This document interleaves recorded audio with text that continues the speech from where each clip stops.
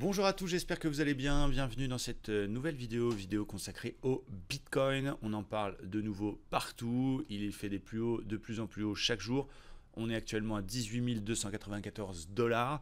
L'idée, c'est de vous donner un petit peu mon avis technique. Est-ce que c'est le bon moment pour rentrer dans le Bitcoin si vous n'en avez pas? Est-ce que donc c'est le bon timing? Est-ce qu'il faut au contraire le shorter? Est-ce qu'il va y avoir une correction? Quelles sont les autres crypto-monnaies sur lesquelles on a un potentiel? Le but de cette vidéo est là. On va tout de suite rentrer dans le vif du sujet. Donc ça fait plaisir quand même, on va pas se mentir, ça fait 3 ans qu'on attend ça. Moi j'ai toujours été hyper acheteur sur les crypto-monnaies. J'en ai évidemment acheté il y a très longtemps. J'en ai racheté aussi à l'époque 2017 quand on avait cette première vague de hausse. J'en ai acheté sur les 6 000, 8 000, 10 000, 12 000, 15 000, 18 000. Et effectivement, bon, on est passé une phase 2 ans, 3 ans un peu compliquée où ça partait dans tous les sens, ça annonçait des bitcoins à zéro, tout le monde à un moment donné crachait dessus. Et je suis content d'avoir tenu mes positions, je suis content d'avoir gardé ma conviction et on est récompensé en tout cas pour ceux qui ont eu cette patience.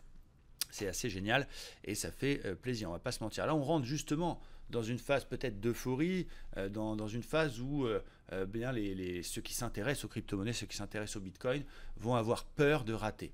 Et du coup, attention quand même en termes d'analyse technique, parce que on le voit ici, même si quand on regarde en mensuel, eh bien on fait une bougie absolument extraordinaire. Même quand on avait été chercher 20 000 en 2017, vous avez vu la clôture mensuelle avait été beaucoup plus basse. Il y avait une énorme mèche, on a été chercher 20 000 et hop, on est redescendu, on a clôturé cette bougie de décembre 2017 à 13 840. Bien, là, il faudrait vraiment, il reste quelques jours encore, il reste une dizaine de jours au mois, mais il faudrait qu'il baisse de 25% pour ne pas faire un nouveau plus haut mensuel. Donc ça déjà c'est extrêmement intéressant, il est extrêmement haussier et voilà, je suis fier de vous avoir toujours recommandé d'investir des bitcoins sur des points bas. Le dernier entre guillemets signal que je vous ai donné, la dernière grosse position moi que j'ai prise, c'est, rappelez-vous, j'en ai parlé il y a quoi, à peu près 2 mois. C'était le pullback qu'il y avait eu sur 10 300 sur le top de février. On avait cassé cette résistance, on est revenu se réappuyer dessus. D'ailleurs, j'avais eu un super commentaire d'un gars qui m'avait dit « Ouais, j'en ai marre, j'ai suivi ton signal, pour l'instant ça donne rien. » J'espère qu'il a gardé parce que c'est quasiment x2. Voilà. Après, on n'est pas là pour faire les marioles, mais moi j'ai évidemment toujours gardé toutes mes crypto-monnaies. Je vous montre aussi avec la plus grande des transparences toutes les positions qu'on avait à l'époque sur trader le Bitcoin. Il y a 3 ans, on avait pris pas mal d'achats, mais vous voyez, des achats depuis 2018 que j'ai conservé bien évidemment. Et bien boum, on fait 111%. Donc bravo à ceux qui ont gardé également ça en même temps que nous. Bref, le but c'est pas de se faire mousser, c'est juste de dire, est-ce que toi qui n'as peut-être plus de crypto-monnaie, est-ce que tu dois rentrer maintenant? On attend tous une consolidation pour renforcer notre position ou pour en acheter de nouveaux. C'est vrai, je vois ça dans les forums, dans les discussions, etc. J'attends la conso. Bon. Est-ce qu'il va y en avoir une? Je ne suis pas devin. Ce que je peux juste vous dire, c'est que attention quand même, attention à ce niveau. Forcément, 20 000, voire un peu en dessous. Déjà, c'est un chiffre rond, les 20 000, mais surtout, c'est le précédent plus haut, c'est le top historique du Bitcoin. J'imagine, même s'il n'y a rien de logique dans la crypto-monnaie et dans les marchés financiers en général, j'imagine qu'à l'arrivée de cette zone-là, si le Bitcoin pousse encore un peu, il va chercher 19 500, j'imagine qu'il puisse y avoir une prise de bénéfice bas des grosses mains ou de ceux qui ont acheté beaucoup plus bas sur 10 000, voire moins. Donc, moi, si j'avais pas de crypto-monnaie, en tout cas si je n'avais pas de Bitcoin, j'attendrais 2 choses, soit qu'on casse cette zone, parce qu'on peut aussi la casser, il peut passer sans s'arrêter, sans consolider. Donc j'attendrai qu'on fasse une clôture daily au-dessus du plus haut, voire une clôture hebdo au-dessus du plus haut précédent, de façon à ce que le Bitcoin me montre qu'effectivement il veut faire un nouveau plus haut. Et encore une fois, je ne vais pas m'amuser à vous annoncer 50 000, 100 000, 1 million, on n'en sait rien, mais une clôture au-dessus de la clôture historique serait un énorme signal d'achat, ou effectivement une petite consolidation.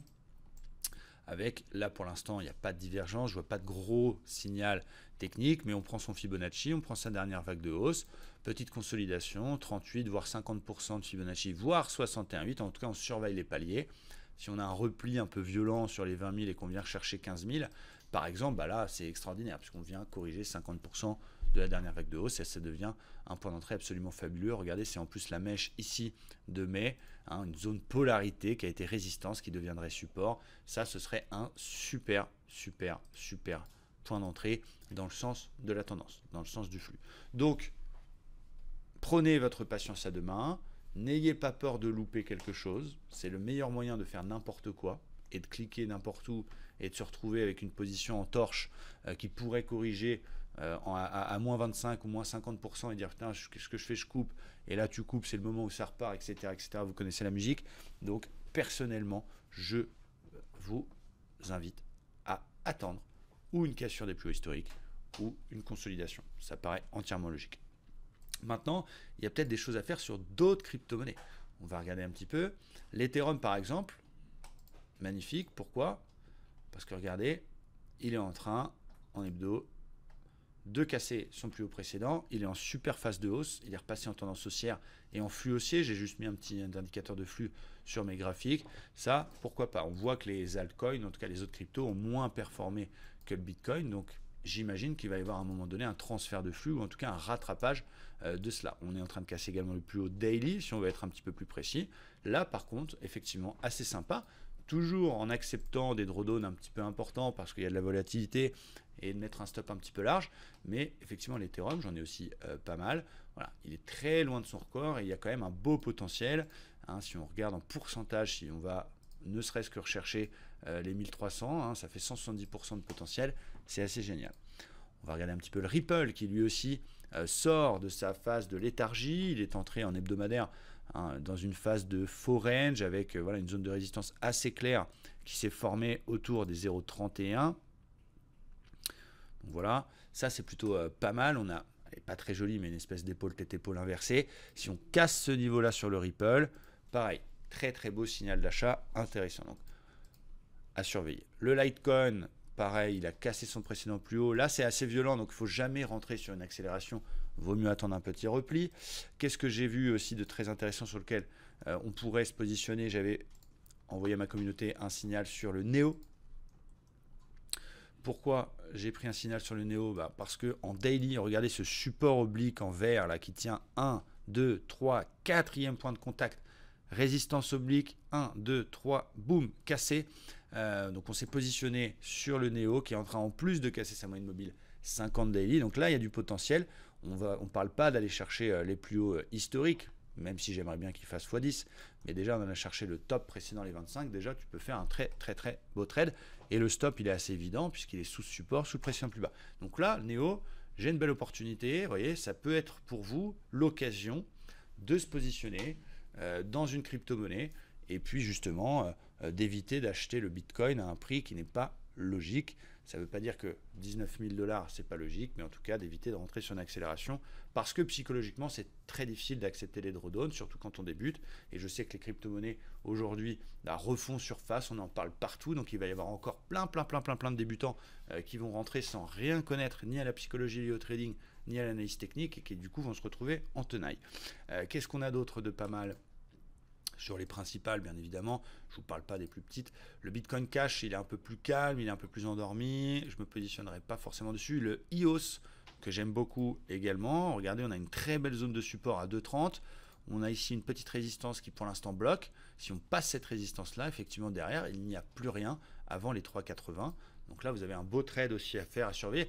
Moi, je vous donne les niveaux. Après, vous faites comme vous voulez. Vous suivez pas. Vous prenez vos décisions. Si ça gagne, tant mieux. Si ça perd, malheureusement, c'est comme ça. Mais vous devez assumer et ne le faire évidemment qu'avec de l'argent que vous pouvez vous permettre de perdre. En tout cas, voilà ce que j'ai à vous dire sur le Bitcoin. Je suis très content parce que voilà, j'attendais ça. Je m'en souviens, vous vous en souvenez, on avait fait une petite réclame à l'époque, il y a quelques temps sur Snapchat avec Nabila. Ça avait fait un petit buzz. C'était rigolo.